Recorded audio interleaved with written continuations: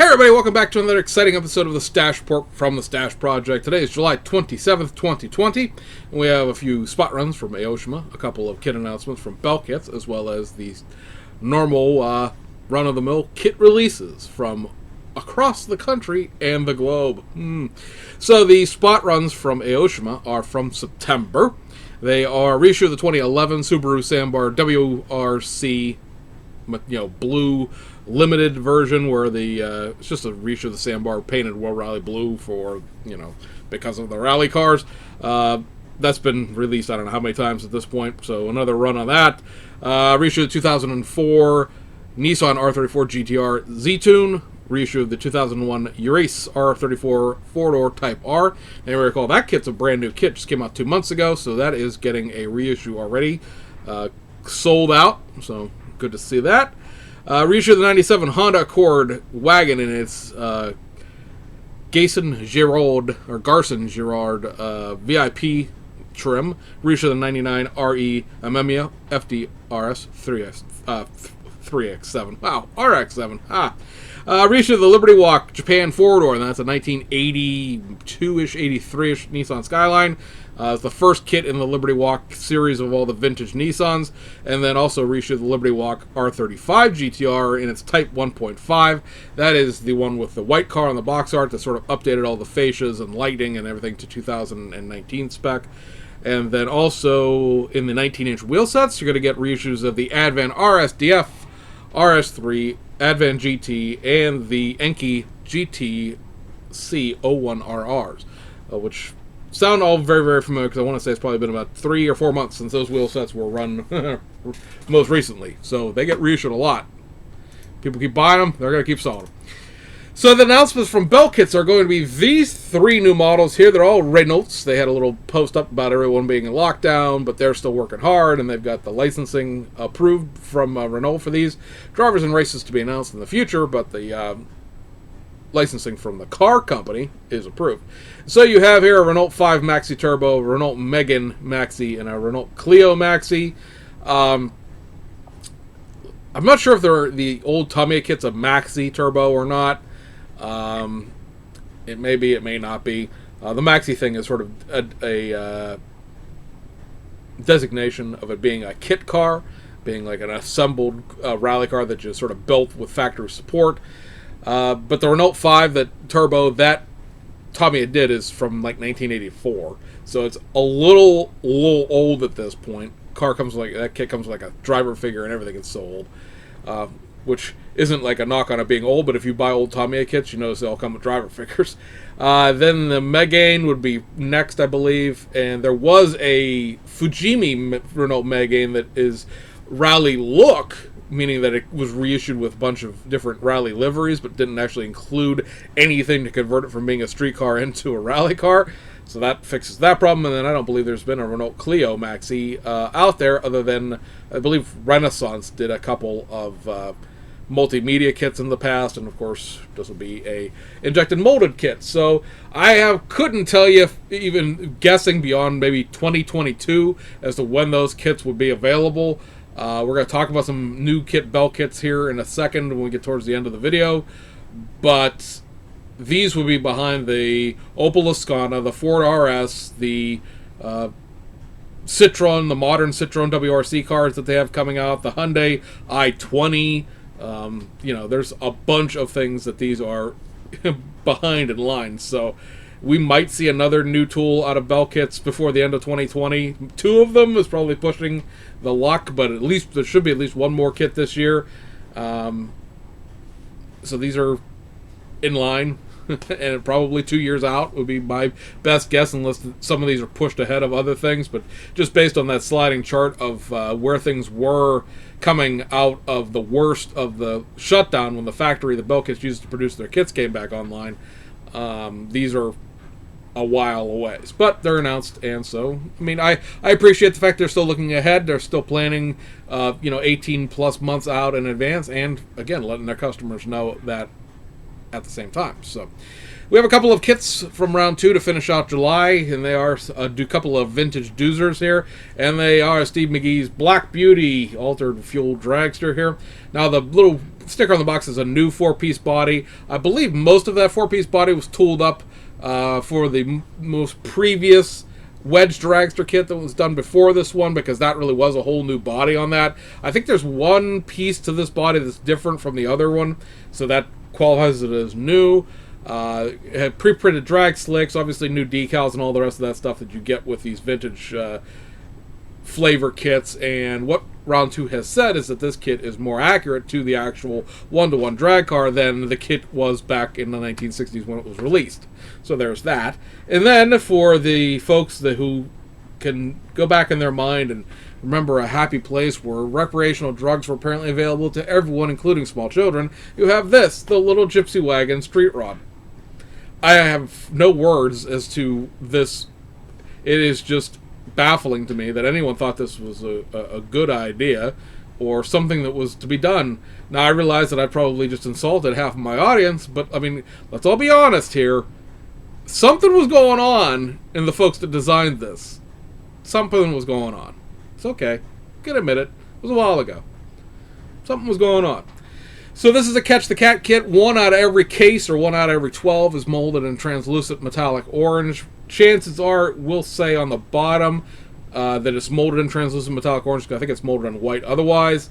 So, I mean, all you gotta do is flip it over and look at the parts layout to determine whether or not you got one of the orange ones. If you are buying them from a online vendor, more than likely you're going to get what you get. I imagine there's probably some places that would be willing to specifically make sure you get an orange one, but then there's going to be so many people wanting the orange one that then you have cases of white ones you can't sell. So it's probably going to be pot luck if you're buying it, sight unseen, as it were.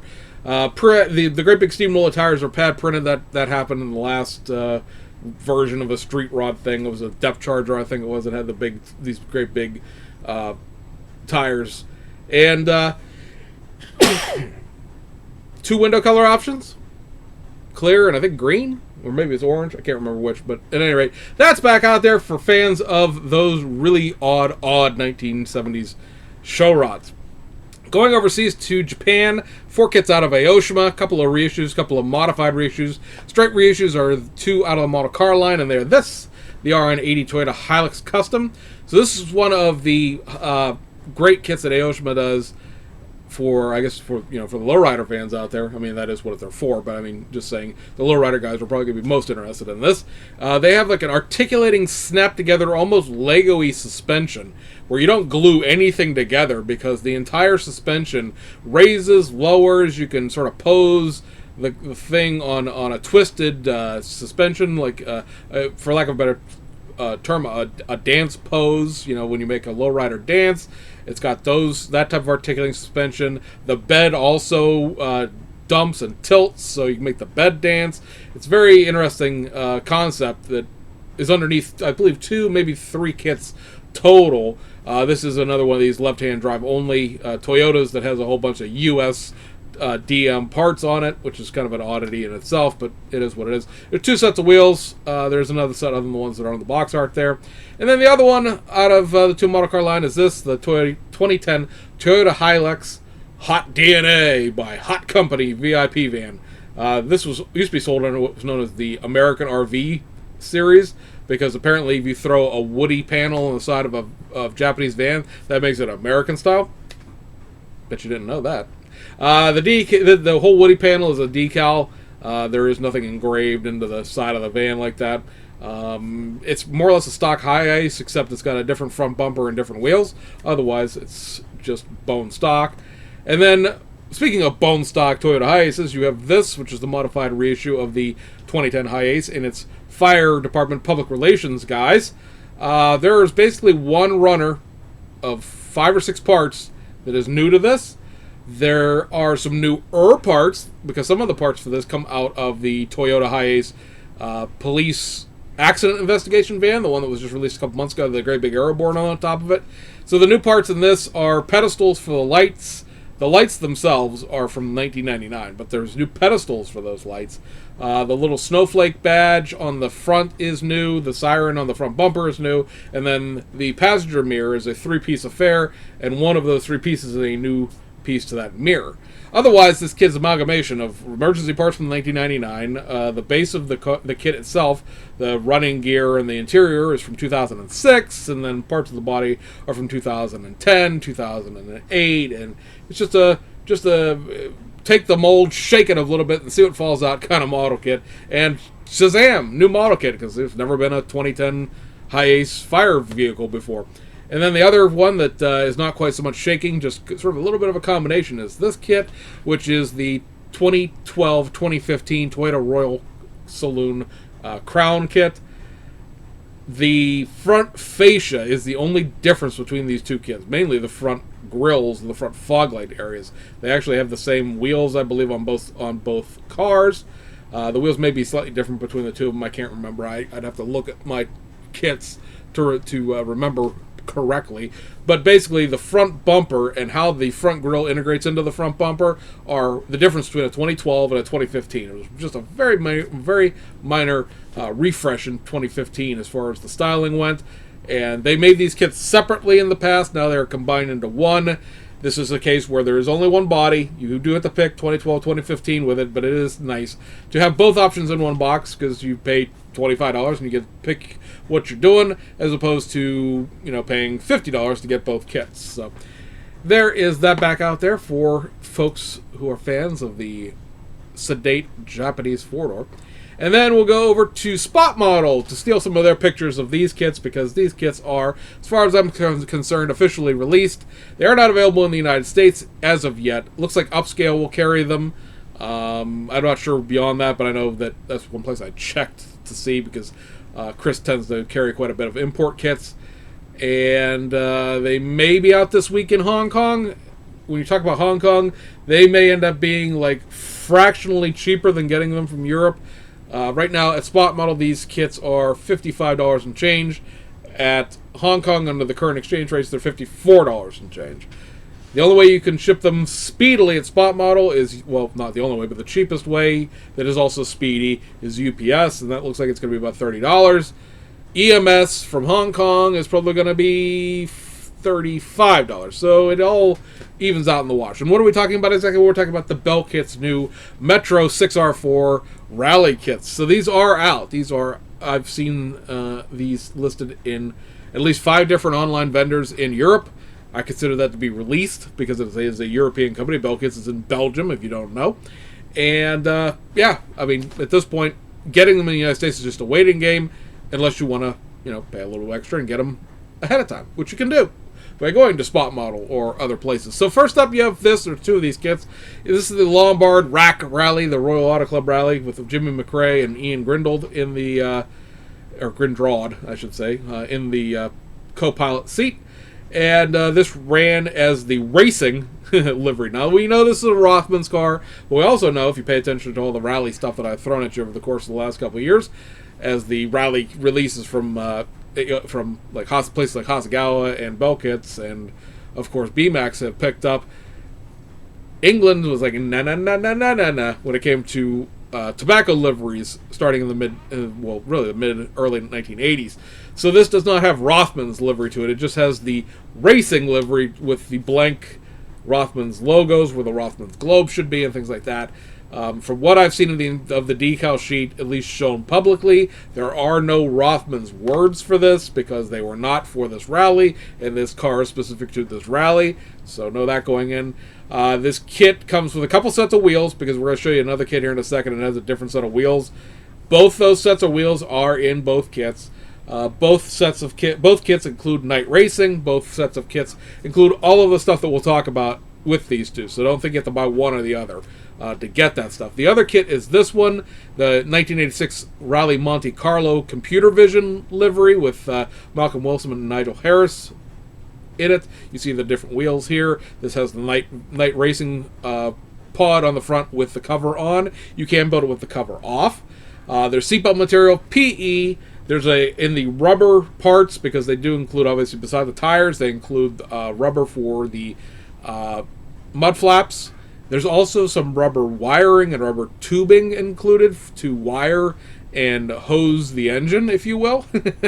I'm not sure how close to being in scale this sort of rubberized material to plumb the engine is, but I mean they do offer it to you, so that's a little different. Also, looking at the instructions, if you've had a bell kit in the past, you know the instructions are kind of one of the weak sauce parts of the kits, in the sense that they are basically exploded CAD drawings of how they tooled the kit. They're not really instructions as much as they are CAD drawings, and that makes them a little more difficult than they need to be to follow. It helps if you've had like some experience in CAD, so you sort of understand what you're looking at to a certain extent. These are still sort of 3D computer drawings, but they're much, much closer to being a 3D computer drawing of actual kit instructions than they are an exploded diagram of how the kit was tooled, if it makes sense. Like, I don't have any out here that are close, but all of the instructions have been literal 3D CAD drawings. And these drawings in this instruction sheet, maybe we'll throw a picture on here at the end while I'm talking, are much more instruction sheet instructions rather than the actual way they used to be. So that is a great improvement in terms of, I just think, ease of access to builders who don't have to have some sort of computer design background in order to understand how to build their model kits. So that was a definite and definitive improvement. So anyway, I hope you guys all had a great weekend. This weekend coming up, my family is leaving me alone in this house to my own devices, where I will probably sleep the entire weekend and not touch a model, but oh, the possibilities. Anyway, guys, hope you enjoyed it, and we'll see you on the other side.